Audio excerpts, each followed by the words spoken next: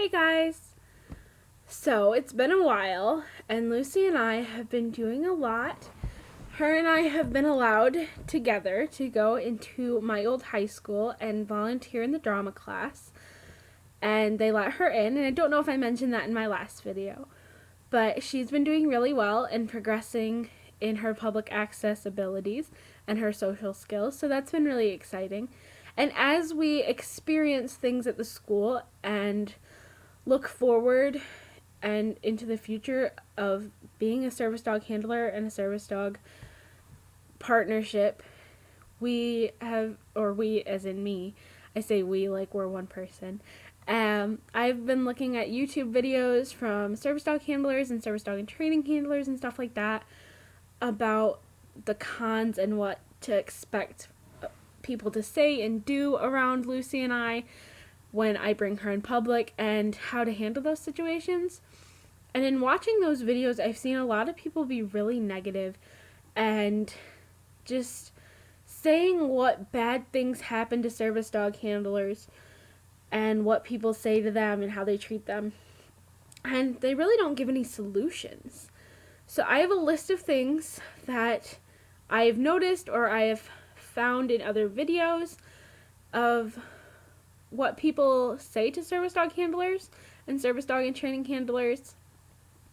And rather than just telling you guys not to say these things, I kind of want to explain them to you because I don't think people really understand them. So the first one's the most obvious, the most frequent. Can I pet your dog? Or somebody just coming up and petting your dog or trying to pet your dog. So when people ask, I really don't mind. I'm actually quite happy that they asked because you see so many situations of service dogs just getting pet and that distracts them. So when people ask to pet her, I just say, you know what, she's working, I'm sorry. She can't be pet right now, and I just walk along. When people try to pet her, I try and be nice and be like, you know what, she's working, she can't be pet right now, I'm sorry. And same for when people get in her face. Luckily at the school it's been people I know, so I can be like, you know what, like my old teacher, yeah, you can't get in her face, or like an old friend, like I'm sorry she's working, you can't talk to her or something. And so it's been really easy to tell people, but I know in other situations and when it's more frequent, it might be annoying or it might make me feel bad. So if you see a service dog and somebody doesn't look like they're in a great mood, I wouldn't ask them if you can pet their dog. But if someone's super smiley and they don't look like they're in a situation where their service dog is in like a dire need to pay attention to them, like it's a medical alert dog or a guide dog, then you can ask. You're probably going to get told no, but it's always worth a shot to ask. I always say no just because she's in training. But really that one is more of like how many times that person has been asked in a day. And if they snap at you, it's probably because they've been asked 100 times if they can have their dog pet, and the dog is most likely well labeled being a service dog and they just get frustrated. So don't hate people who get upset. Try and put yourself in their shoes as I am trying to put myself in the shoes of people who don't deal with service dogs or service dogs in training and put myself back to where I was before I knew all the laws and what people dealt with. So another one is, who are you training the dog through? Or who are you training for? And I often get asked if I'm going through Paws with a Cause, which is really not a big deal. It's really popular in my area, and I mean, it's not a big deal that people ask, but I personally don't like it because I find it very awkward because I have to like, you know what, I'm owner training. And that always comes with the follow-up question of, oh, what's owner training? And then I have to say, oh, I'm training it for myself. And to me, I'm not 100% ready to share that I have a disability. Because when you have a psychiatric disability, it's something you haven't really flaunted unless you have like a blog, and then not everybody reads your blog, so not many people know. So it's something I would just avoid those questions. Just be like, oh, it's cool you're training a service dog. You don't really need to know who it's for, who it's through. When it's done being trained, if the person's not walking around with it, it wasn't for them, and then ask them. But if they wanted you to know who they were serving through or what it was being trained for, it would be labeled. And when it's being trained through a program, rule of thumb, it will usually have a patch or bandana that has the name of the program on it. So, rule of thumb, don't ask. A question I've gotten already, and many, many, many service dog handlers get, is it a guide dog? And at first I laughed, and to myself, obviously, because I'm obviously not blind. But this one's just kind of awkward, and it kind of just proves that people aren't educated on service dogs, because it's only been in the past, I want to say 5 to 10 years, that dogs have been called service dogs rather than guide dogs. So it's just kind of, I don't want to use the word ignorance, but just lack of education, which I guess is the definition of ignorance. But the lack of education on like what a service dog is. So again, as I said in the one right before this, that just don't ask people. If they wanted you to know, the dog would be labeled. So just don't ask why they have the dog. So here's another one that I got the first time I had Lucy out. And this was before she had her official red vest. She had a bandana at this time. And it said, I didn't think pets were allowed in here. And the question's like, can you really bring your dog in here? And first of all, for those who don't know, a service dog is considered a piece of medical equipment. And so anywhere I could bring a wheelchair, basically I can bring my dog. And, well, when she's fully trained, obviously.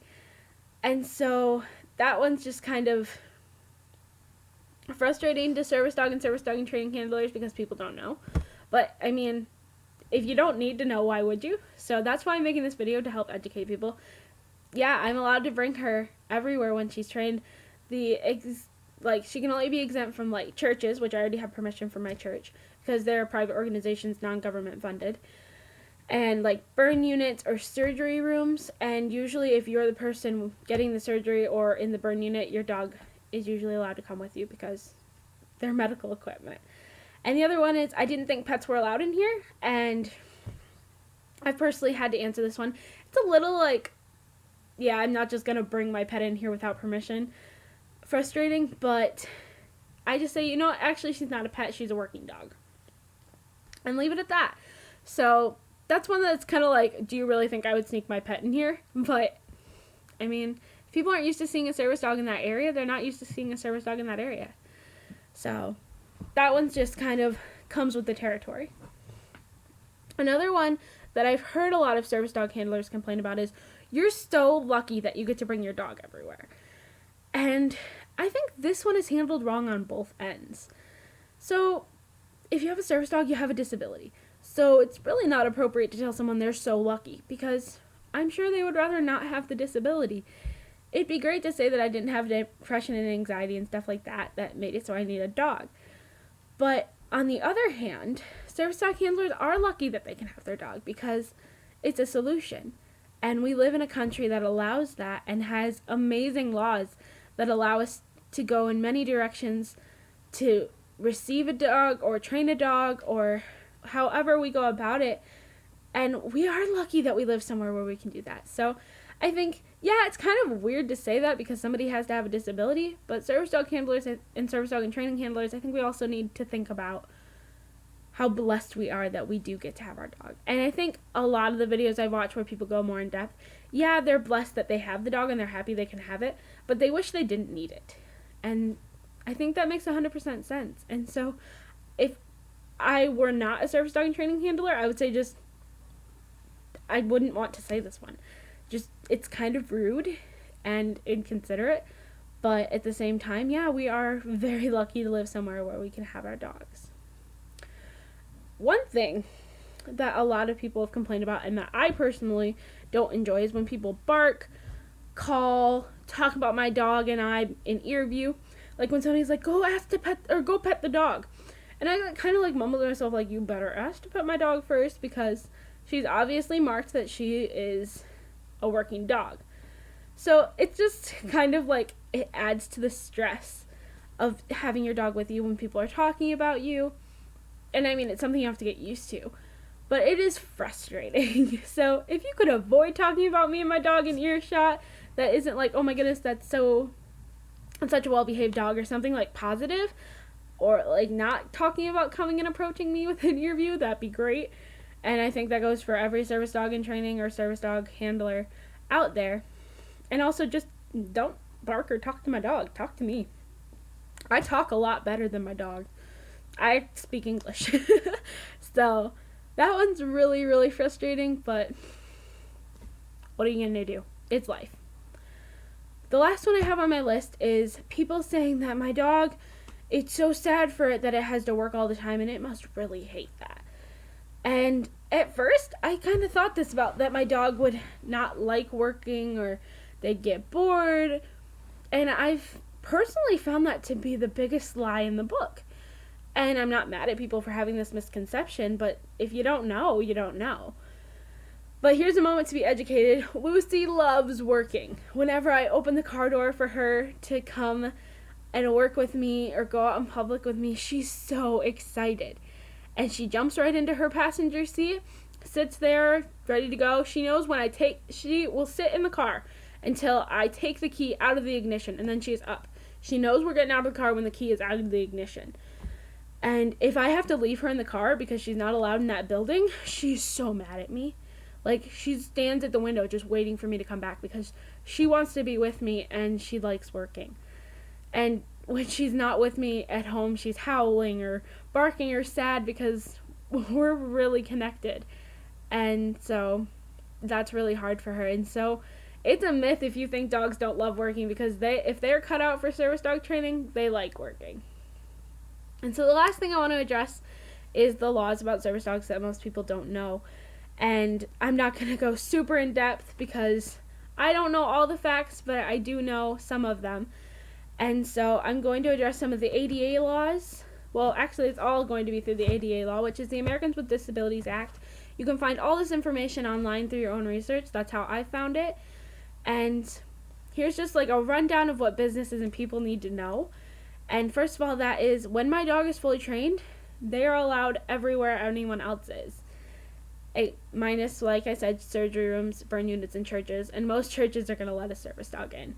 My church actually lets her in while she's still in training, as long as she's not a distraction. So they're allowed in. They're allowed in restaurants, anywhere. They also are considered like a medical tool. So I think I said this previously. They're basically a wheelchair. They're just considered the same way. They can be tax deductible. They are allowed where I work. They are allowed everywhere. And so if somebody denies an individual because of their service dog, it is a federal offense and a misdemeanor and can be charged as such. And many service dog handlers have been going to the news about any problems they have. So that's something to consider if you're a business owner to be educated about. The business owner doesn't just have to let any dog in, though. They are allowed to ask 2 questions. The first being, is that a service dog? And the second being, does it perform tasks to mitigate a disability? And I believe they are allowed to ask what type of task that is within that second question. So somebody with a disability could say, they give me psychiatric service, or they're mobility task trained, or they're medical alert or medical response. But as long as those 2 questions are answered properly, the dog is allowed in. Now, if the dog is misbehaving, the business is allowed to ask the dog to leave, and most businesses don't know that. And that is a big part of fake service dogs, which are becoming more and more popular. When you bring in a fake service dog, it's not going to behave properly, and somebody who lies about that, their dog misbehaves, you are allowed to ask that dog to leave. Now, the handler or owner of the fake service dog is allowed to come back to the business without the dog. But otherwise, you can't ask the dog to leave. So that's a big deal. And to address all the things that I've mentioned above, if you interrupt a working dog from their handler, they can file a misdemeanor, just like a business who denies them. Now, it's going to be a big deal for a service handler to do that, so they're probably not going to. But some service handlers could just get to the point of being fed up, and they can file a misdemeanor. So it's something to keep in mind. Just don't bother service dogs. Talk to their handlers. If they don't have a sign that says the handler is uncomfortable around people, talk to them like a normal human. And ignore the dog unless offered to do otherwise. And cut us some slack, because we can get stressed out. And I personally, and I hope the rest of the service dog in training and service dog handler community will do the same, is to cut you some slack and understand that you don't know all the laws and try and educate you rather than yell at you. So I love you all. Have an amazing day. Thank you so much for watching. Make sure to comment your opinions, your thoughts, anything else you want me to post. Like and subscribe.